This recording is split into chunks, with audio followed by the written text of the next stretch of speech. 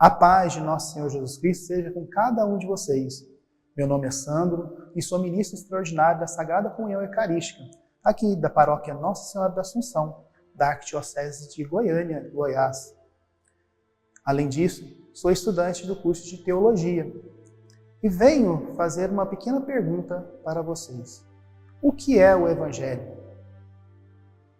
Uma pergunta tão fácil de ser respondida e que guarda toda a plenitude de nossa fé, toda a beleza da nossa fé. Porém, sua interpretação demanda de muito estudo e oração. O objetivo dessa série é apresentar um estudo básico, de forma introdutória, um estudo complementar e conceitual sobre os evangelhos.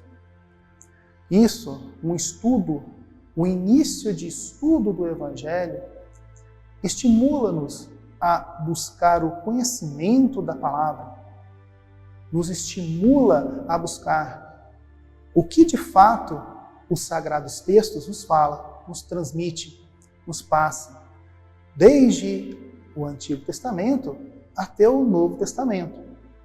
O foco nosso será o Evangelho que tem a plenitude de nossa fé. E serão 4 vídeos, todos eles embasados com os textos das Sagradas Escrituras. No primeiro vídeo, nós iremos tratar da importância do estudo da palavra, de sabermos interpretar a palavra, entender de fato o que a palavra nos transmite. Então, para que possamos entender de fato o que o Senhor nos fala, nós devemos estudar o contexto em que foi escrito o texto. E logo em seguida, falaremos um pouco sobre o Evangelho. O Evangelho antes de ser inserido no texto sagrado, como surgiu a palavra. Já no segundo vídeo, falaremos um pouco sobre o Evangelho, mas nos ditos de Jesus e de seus apóstolos, seus discípulos. E tudo isso fundamentado com os textos sagrados, tanto do Antigo Testamento quanto do Novo Testamento. No quarto vídeo, falaremos um pouco sobre os evangelhos de modo geral, os evangelhos sinóticos e o Evangelho de João. Falaremos um pouco por que tem esse grupo dos evangelhos sinóticos e, separado dele, o Evangelho de João.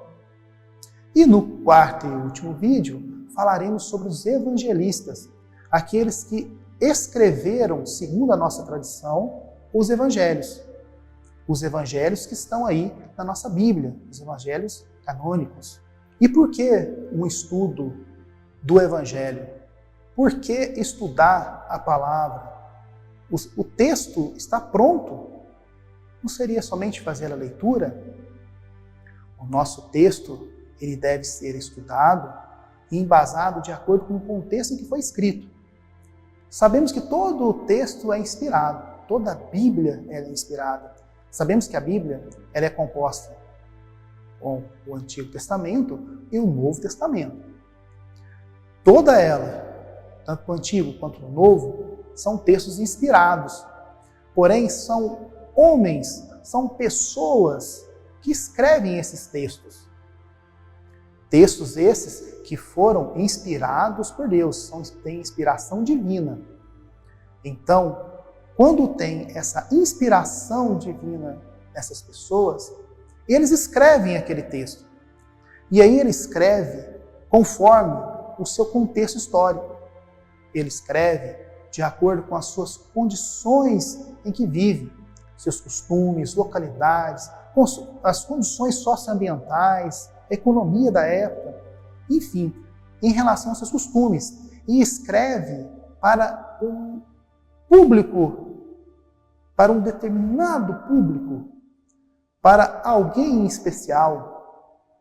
Então, devemos estudar como foi escrito esse texto para podermos trazer para a atualidade, para sabermos de fato o que Deus quer nos passar. não fazendo um estudo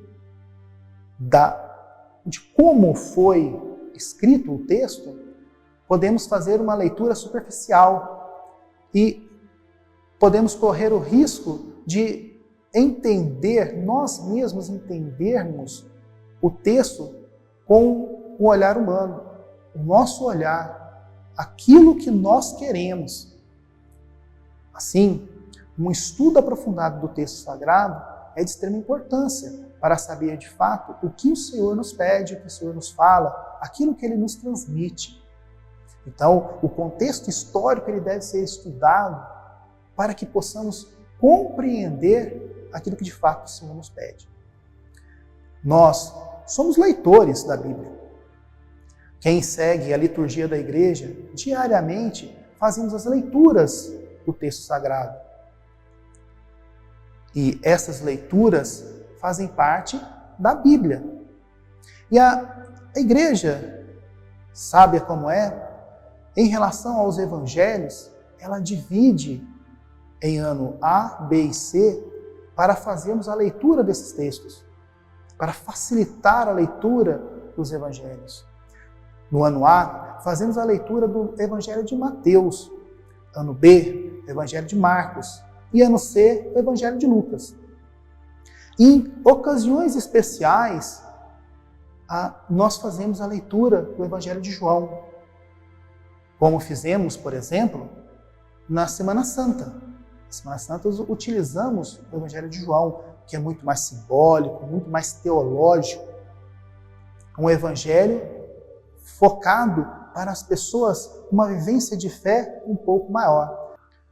Um exemplo de um estudioso da Sagrada Escritura, o primeiro exemplo em que devemos seguir é o próprio Evangelho, a Boa Nova, Jesus Cristo. Ele é um exemplo de um estudioso, um exemplo daquele que entende a palavra, aquele que nós devemos nos espelhar para podermos buscar um conhecimento constante da palavra. Ele conhecia a fundo o texto sagrado, como lá em Lucas 24:44, ele aponta que são todas as palavras que eu vos falei, quando ainda estava convosco. Era preciso que se cumprisse todo o que está escrito sobre mim, na lei de Moisés, nos profetas e nos salmos. Ou seja, ele entendia de fato o que estava na Sagrada Escritura. Ele sabia, ele conhecia, ele estudava a palavra. Uma premissa dele saber a palavra é saber ler, né? Quando a gente vai entender, passa a entender algo, passa a estudar algo, a primeira coisa que precisamos saber é ler. E ele sabia ler. Provavelmente ele teve os ensinamentos no passado, na sua época. Em Lucas 4:16, 20, aponta essa característica de Jesus. Começa assim o texto. Veio a Nazara, ou seja, Nazaré, a cidade onde ele viveu, todo o seu tempo. Um termo pouco utilizado hoje no texto. Onde fora criado. Ele foi criado ali de acordo com os costumes daquela época, daquela região. Maria provavelmente deve ter passado seus ensinamentos para ele. José passou uma profissão, ensinou uma profissão, como ele deve viver naquela sociedade. Provavelmente ele deve ter sido instruído formalmente na sinagoga ou em uma outra instituição. Então ele viveu naquela região e aprendeu a viver naquela região. E segundo o seu costume, os costumes da época, ele seguia os costumes, como todos daquela região seguiam os costumes, a lei e tudo aquilo que eles faziam junto para a sinagoga. entrou no dia de sábado na sinagoga. Era o costume deles irem aos sábados na sinagoga. Uma analogia que podemos fazer em relação aos tempos atuais, nós temos o costume de ir todos os domingos à missa. O mínimo é ir todos os dias à missa. Então, esse é o nosso costume. E lá, no caso de Jesus, ele ia no dia de sábado. E levantou-se para fazer a leitura. Ora, então aqui é o ponto-chave que eu falei para vocês em relação ao início do estudo, né? Saber ler, né? Saber fazer a leitura do texto.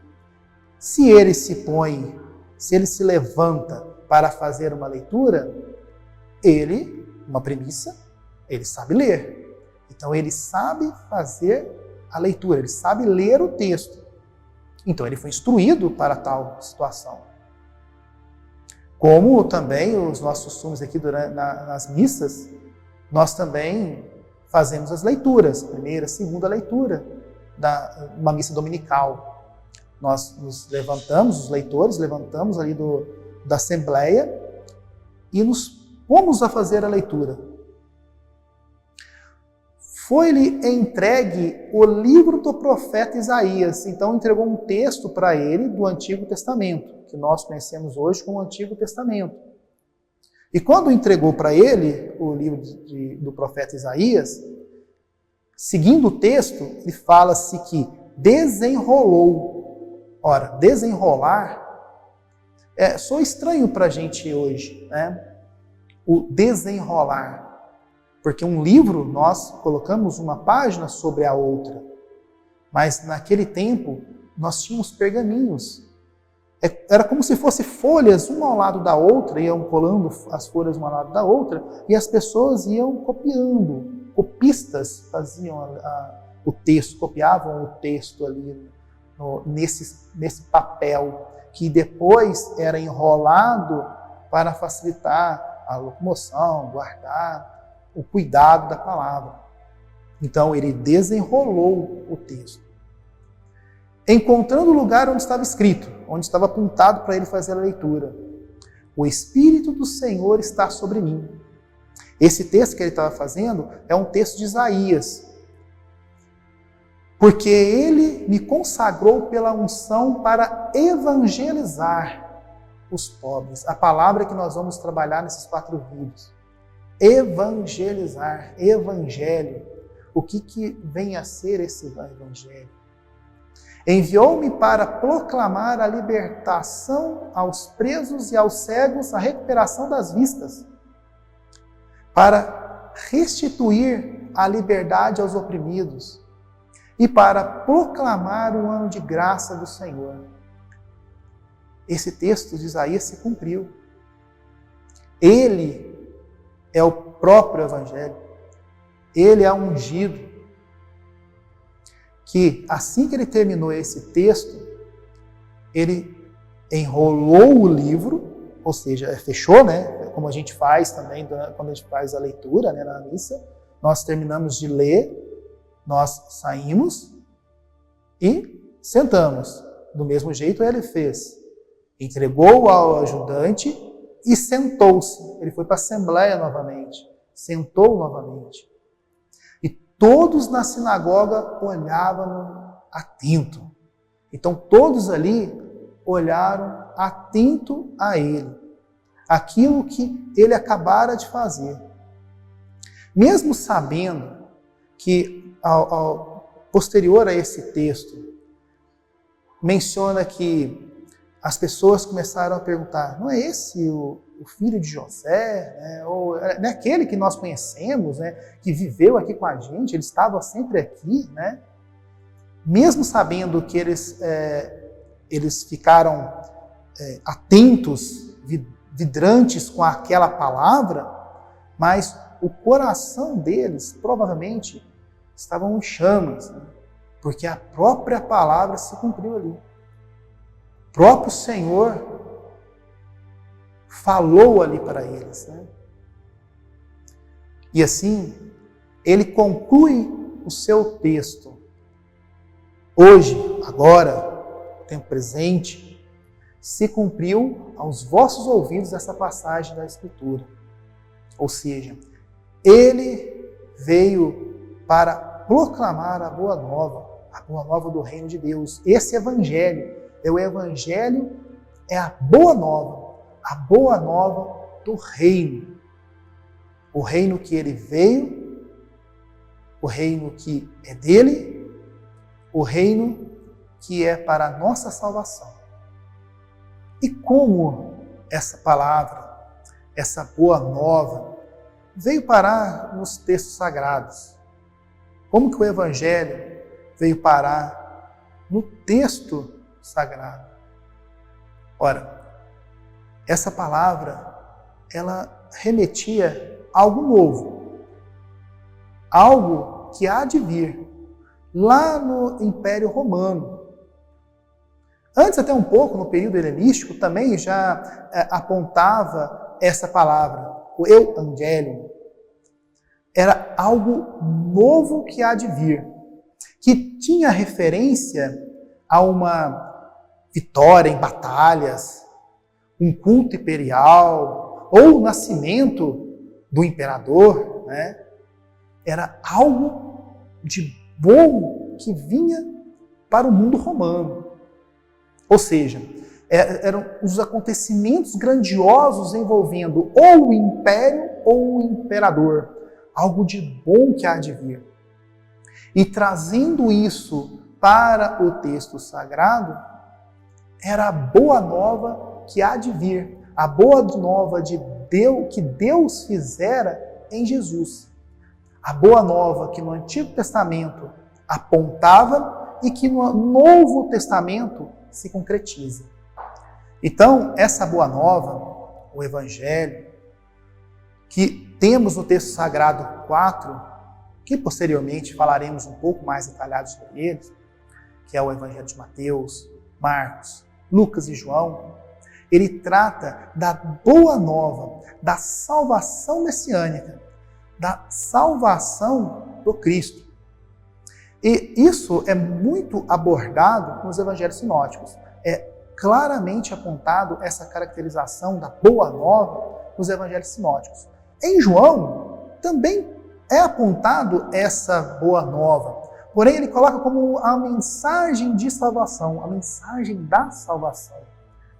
Mas todos eles apontam essa boa nova, a boa nova que Cristo, o ungido, o Messias, traz, vem para a nossa salvação, que no Antigo Testamento era apontada como a salvação futura, como lá em Isaías 52:7 é apontado, né, como um exemplo, como são belos sobre os montes os pés do mensageiro que anuncia a paz, do que proclama boas novas. Então essas boas novas apontadas lá no Antigo Testamento era a boa nova que há de vir. Ele estava apontando para a boa nova e anuncia a salvação do que diz a Sião, o teu Deus reina. Essa passagem de Isaías aponta para a salvação futura, que no Novo Testamento é a salvação consumada, é a salvação em Jesus Cristo. Então, resumindo esse vídeo de hoje, esse vídeo que nós apontamos hoje, nós trabalhamos inicialmente com o porquê estudar a palavra. A palavra de Deus, que ela foi inspirada e que homens escreveram essa palavra. E que temos que entender o contexto para fazer a leitura atual, para entender a atual palavra de Deus para os dias atuais. E finalizamos falando sobre o Evangelho, a palavra Evangelho, como que ela surgiu no texto sagrado. No próximo vídeo, trataremos do Evangelho, mas agora, na palavra de Jesus, quando Jesus pronuncia o Evangelho, quando Jesus anuncia esse Evangelho. E também na palavra dos apóstolos, dos discípulos. Então, quando Jesus fala sobre o Evangelho e quando os apóstolos falam sobre os Evangelhos. Até mais, Deus os abençoe.